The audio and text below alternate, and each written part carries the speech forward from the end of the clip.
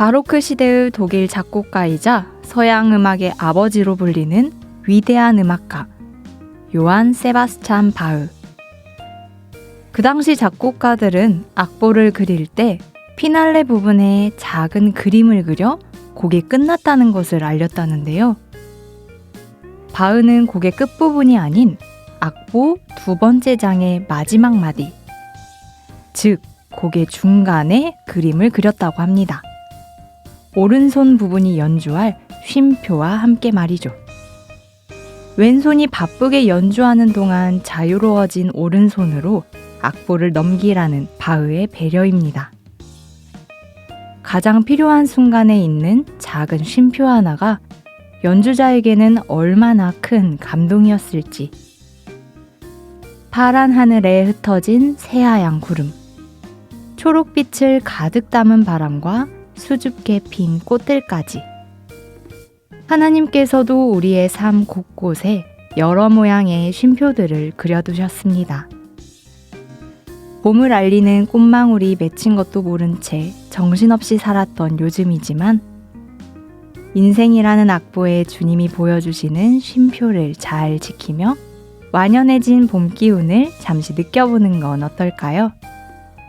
오늘도 주가 그려두신 쉼표까지 연주하는 완벽한 하루가 되길 바라며 하나님이 함께 하시는 라디오 광야에서 만난 엘림 지금 시작합니다.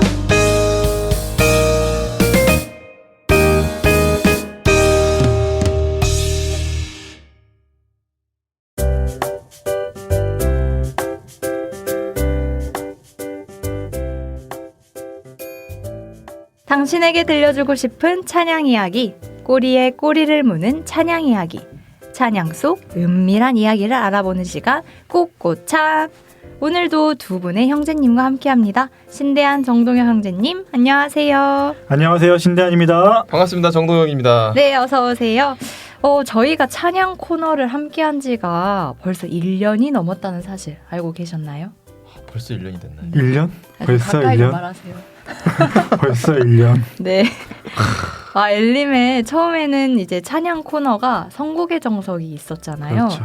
이제 초반에는 짤막한 사연과 신청곡 위주로 받다가 또 저희가 주제에 맞는 찬양을 선곡하는 형태로 바뀌었었는데요. 진행을 위해서 여러 형제 자매님들도 왔다 가셨고 또 제가 혼자 진행하기도 하다가 이제 두 분의 형제님들과 함께 하면서 이제 그때부터 코너 자체가 좀 안정을 찾고 갖춰지게 된 것 같아요. 저희가 안정적인지는 잘 모르겠으나 다솜자매님이 그렇게 느끼신다면 예, 감사히 계속 진행해 보도록 하겠습니다. 잘리기 전까지.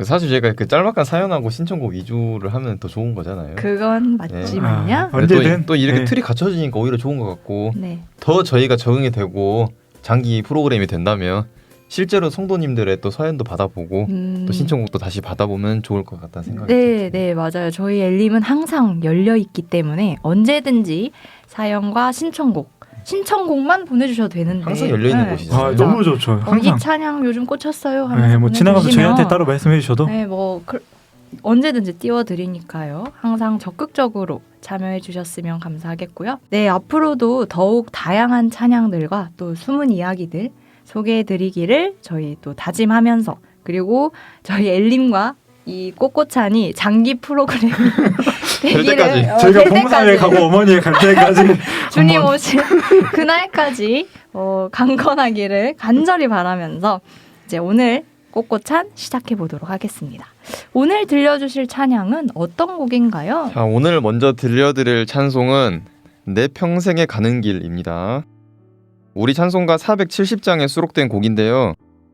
이 곡은 너무나도 잘 알려진 찬송가라서 전 세계적으로 많은 사람들에게 다양한 버전으로 불릴 만큼 사랑받는 찬송으로 알고 있습니다. 많은 찬송들이 그렇듯이 이 곡도 가사가 먼저 지어지고 후에 곡조가 붙었다고 하는데요. 오늘 들려드릴 이야기가 바로 이 찬송의 가사가 지어지게 된 배경입니다. 찬송 내 평생에 가는 길은 1876년 호레이쇼 스패포드에 의해 작시되었는데요. 호레이쇼 스패포드는 1860년대에 시카고의 성공한 법률회사 사장이었을 뿐만 아니라 린드 대학교와 시카고 의과대학의 법리학 교수이었습니다. 또한 노스웨스트 장로교 신학교의 이사이자 운영이었는데요. 사회적 지위도 높고 경제적으로도 풍요로웠던 스패포드는 굉장히 독실한 그리스도인이었습니다. 우리가 잘 알고 있는 기도의 사람 D.L. 무디 다들 아시죠? 네. 예, 스패포드는 그 무디와 절친한 친구 사이였다고 해요. 그래서 그는 자신의 아내 안나 스패포드와 함께 무디 교회에서 회계 집사와 주일학교 교사로 봉사했다고 합니다. 그러던 어느 날 사건이 시작되나요? 아. 네. 1871년이었습니다. 네. 그 스패포드는 시카고 북쪽 부동산에 투자를 했다가 그 해에 대화재가 발생하면서 전 재산을 잃고 맙니다. 시카고 대화재로 인해 온 도시가 타고 교회와 그의 저택도 불에 타서 그의 전 재산이 한 줌의 재로 변하게 된 거죠.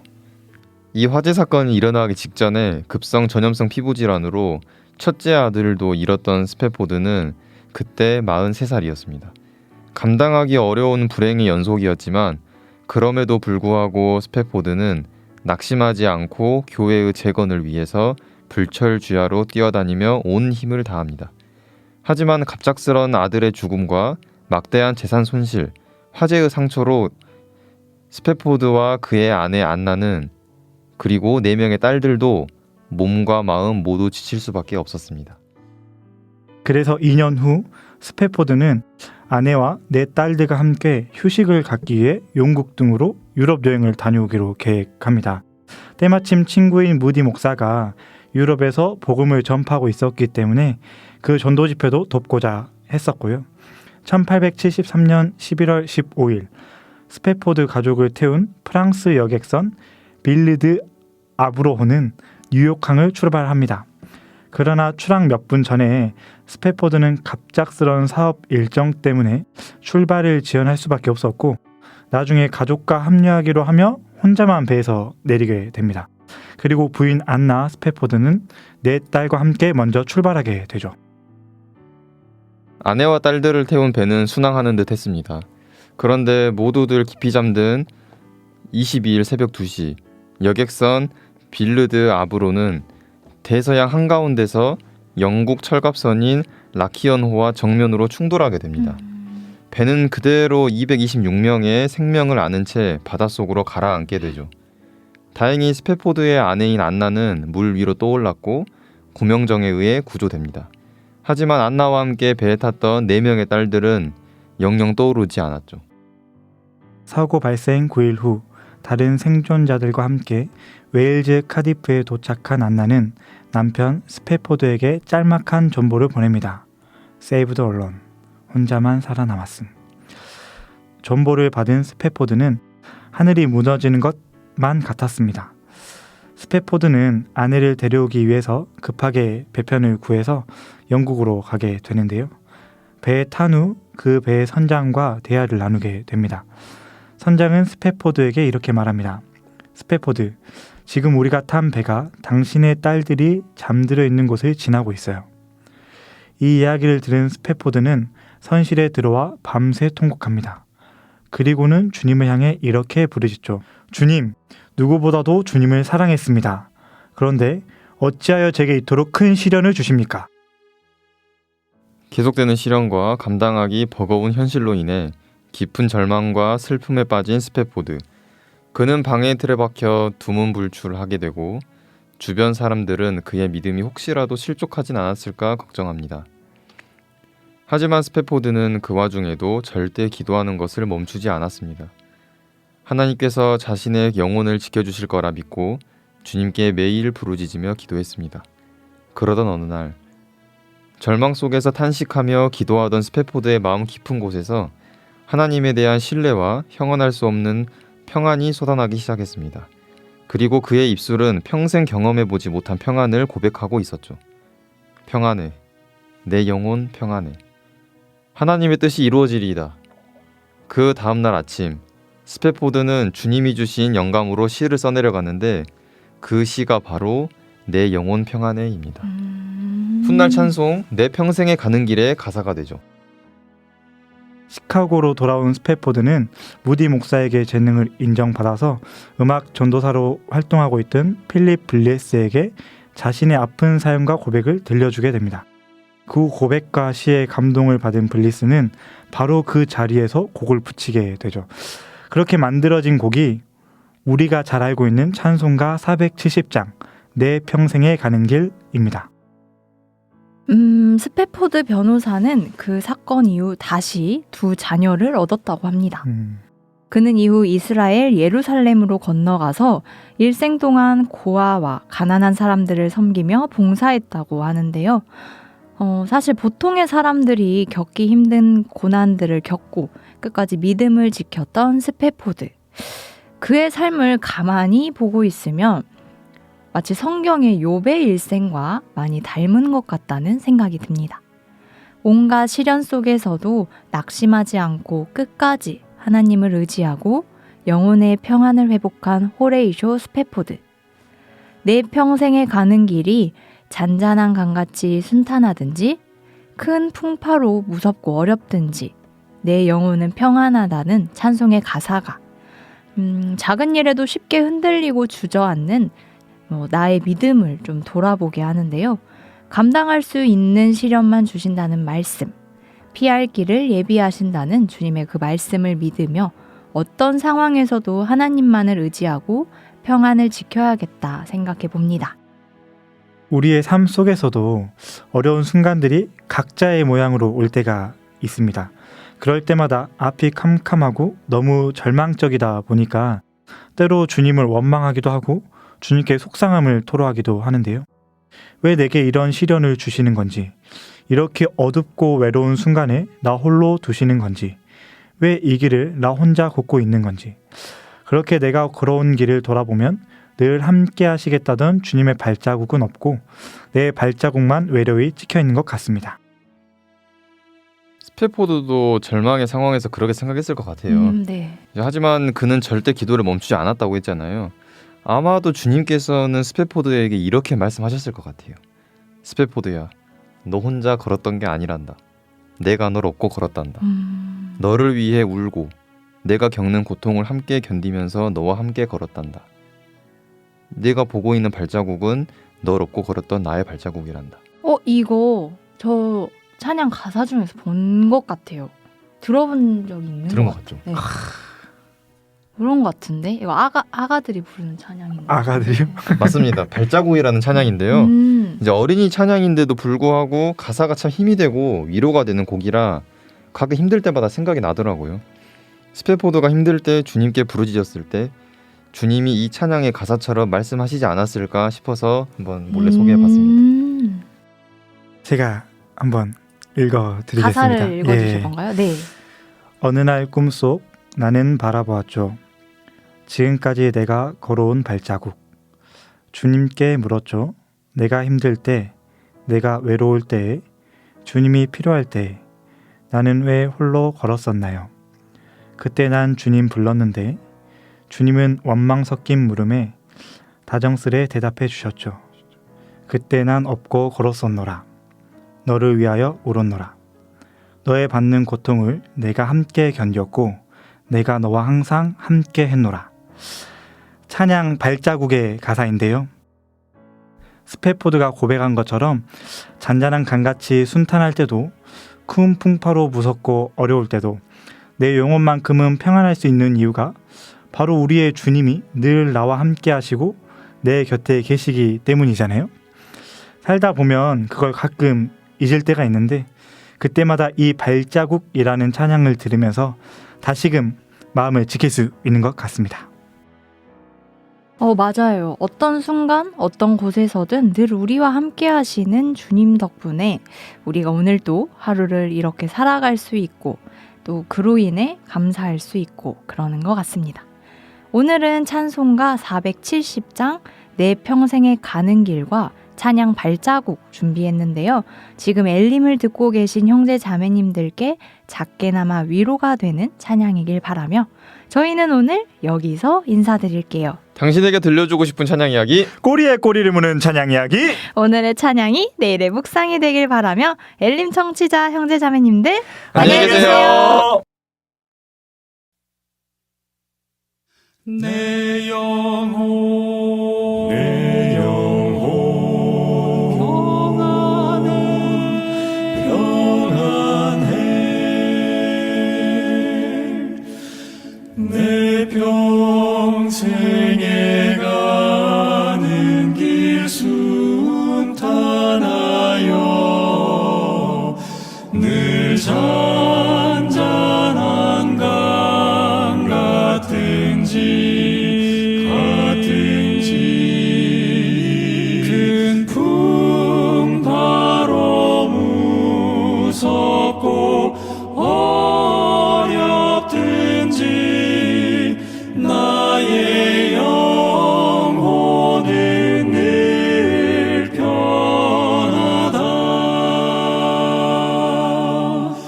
내 영혼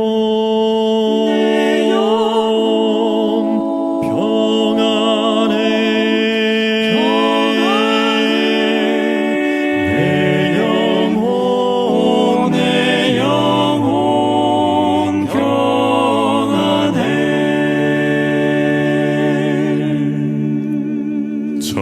저막 위는 우리를 삼키려고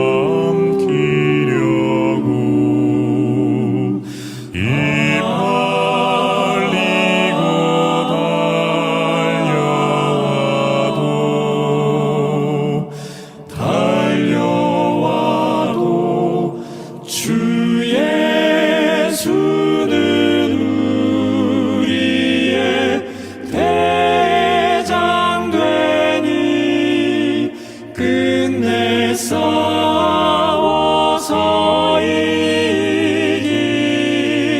이기겠네. 영혼 내 지은 죄 중하고 중하여도 주 예수께 다 맡기면 그 십자가 피로써 씻으시니 내가 눈같이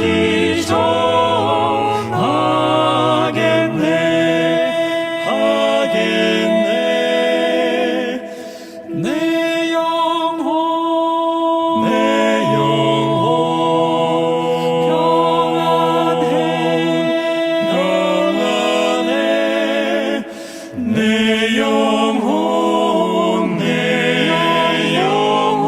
평안해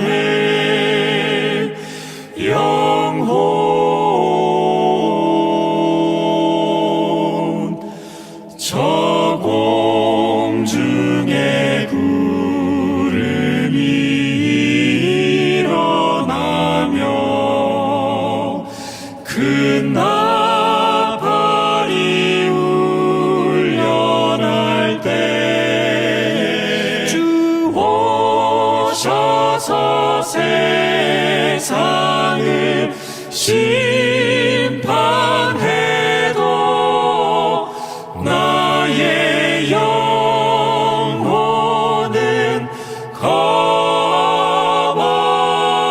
겁없겠네. 내 영혼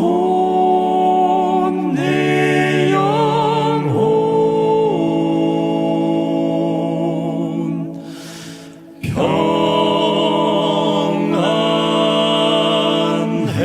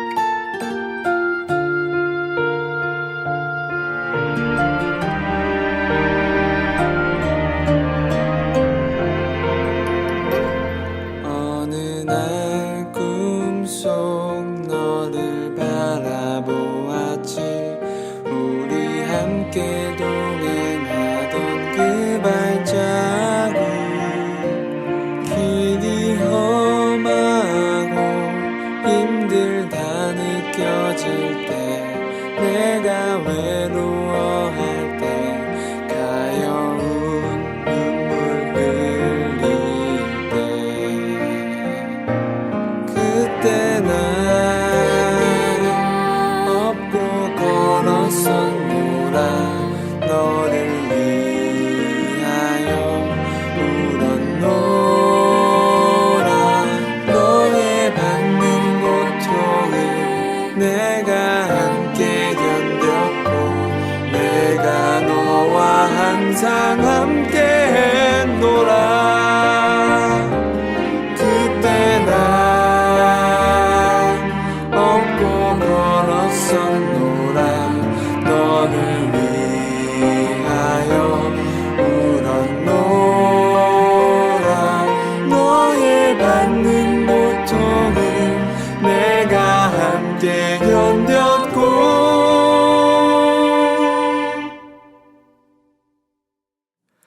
내가 너와 항상 함께 했노라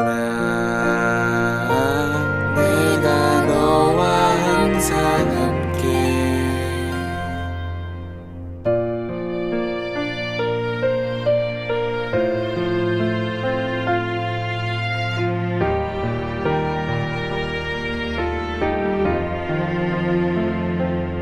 어느 날 꿈속 나를 볼 수 있었죠.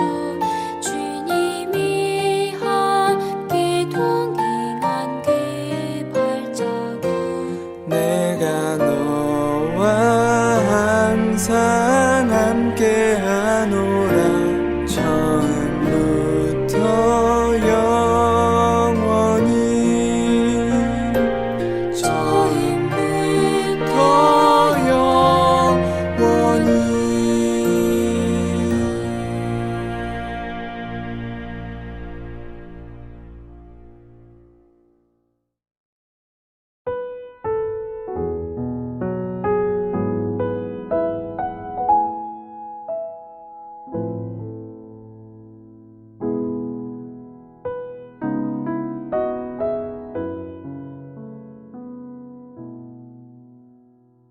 은혜찬송 155장 오늘 집을 나서기 전. 이 찬양의 3절 가사에 보면 이런 내용이 나옵니다. 어려운 시험 닥칠 때 기도했나요? 그리고 우리는 간혹 이런 생각을 하기도 합니다. 기도를 하면 고난과 핍박이 사라지겠지. 기도를 하면 모든 상황과 일이 순조롭게 잘 풀릴 거야.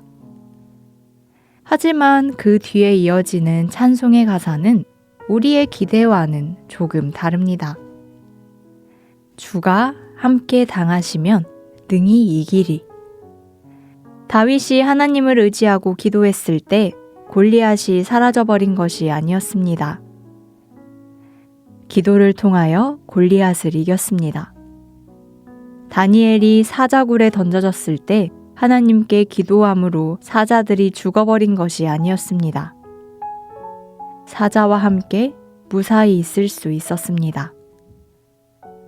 다니엘의 세 친구가 활활 타오르는 풀무불 속에 있을 때에도 갑자기 풀무불이 꺼져버린 것이 아니라 그 불길 속에 하나님이 함께 계셨고 세 친구의 머리털 하나 그을리지 않게 보호하셨습니다. 기도에 대한 하나님의 응답은 시험이 사라지는 것이 아니라 시험을 이기는 것이었습니다. 고난이 사라지는 것이 아닌 고난을 이겨낼 마음을 주시는 것이고 절망의 상황이 순조롭게 바뀌는 것이 아닌 절망의 상황에서도 내 안에 평안을 주시는 것이었습니다. 그렇기에 오늘 나의 기도가 안식이 됨을, 앞이 캄캄할 때 기도 잊지 말라는 찬송의 가사를 되새기며 하나님이 함께 하시는 라디오 광야에서 만난 엘림, 오늘도 주 안에서 평안하시길 기도합니다. 오늘 집을 나서기 전 기도했나요? 오늘 받을 은총 위에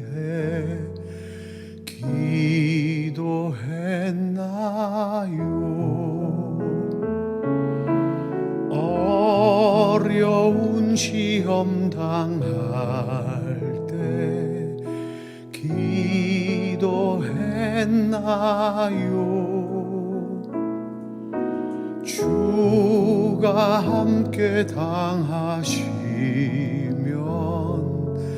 모두 이기리. 기도는 우리의 안식, 빛으로 인도하니 앞이 캄캄할 때 기도 잊지 마세요.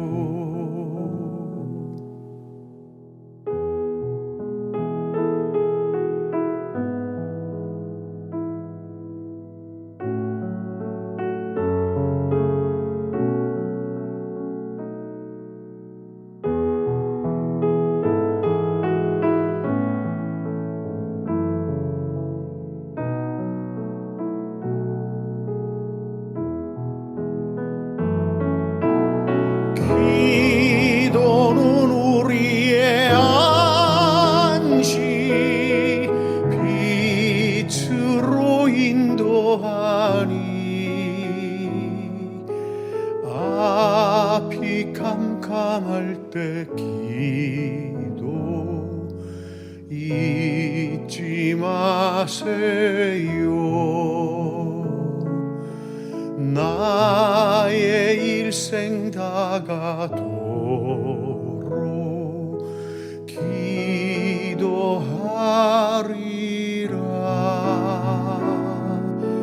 주께 맡긴 나의 생애 영원하리라.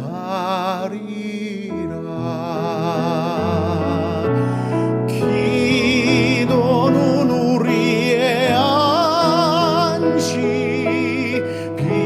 빛으로 인도하니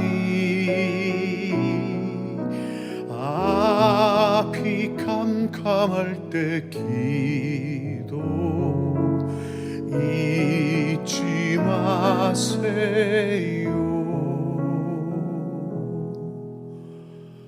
오늘 집을 나서기 전